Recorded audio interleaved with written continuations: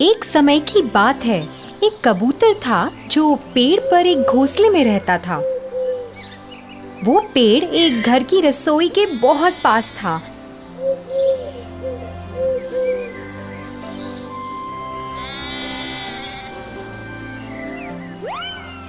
और उसमें काम करने वालों को कबूतर बहुत पसंद था।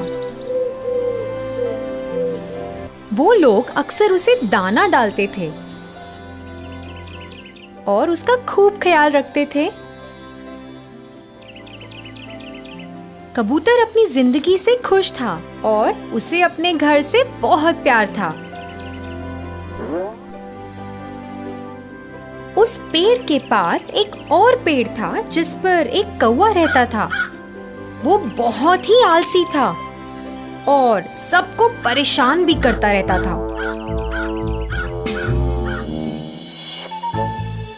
वो दूसरे पंछियों का खाना ले लेता था और कभी उनका घोंसला भी खराब कर देता था क्योंकि उसे खुद मेहनत करने में आलस आता था।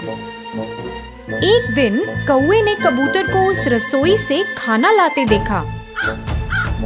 उसने देखा कि रसोई में काम करने वाले कबूतर के प्रति बहुत दयालु हैं और उसे भी ऐसा आराम चाहिए था।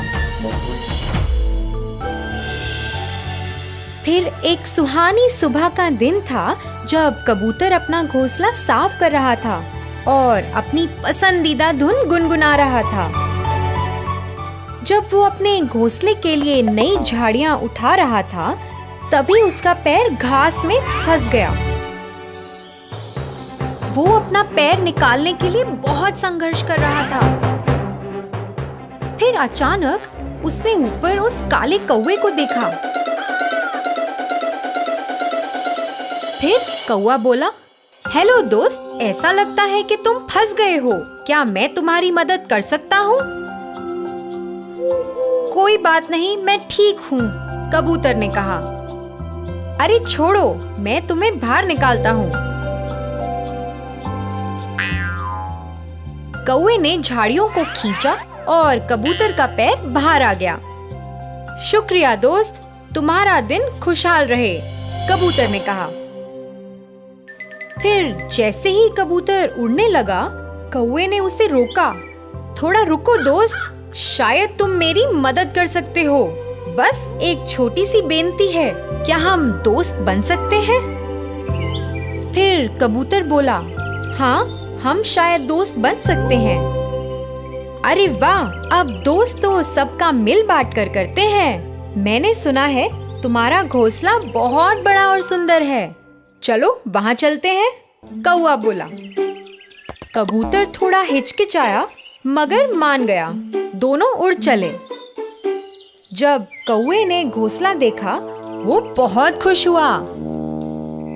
कौवे को उस घोंसले में बहुत आराम मिला और उसने पूरा लुत्फ उठाने का सोचा। कबूतर ने उसे वहाँ रहने को और साथ में समय बिताने को कहा, जिससे वो खेलकूद और लोगों के बारे में गपशप कर सकें। पर जब खाने का समय हो गया, कौवे को अपने लिए खाने की तलाश करनी थी और अपना ध्यान रखना था।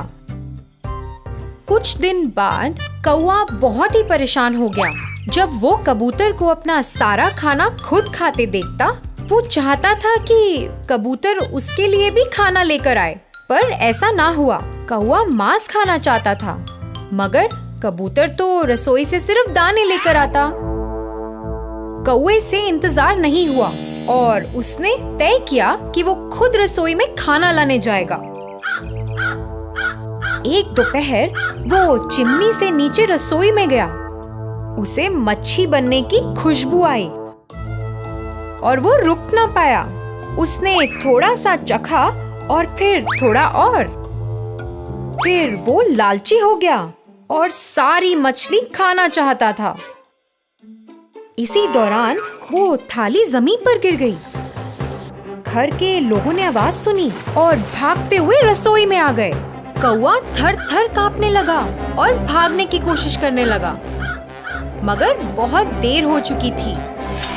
एक आदमी ने उसे पकड़ लिया और दूसरे ने कटोरे से कौवे के सर पे मारा।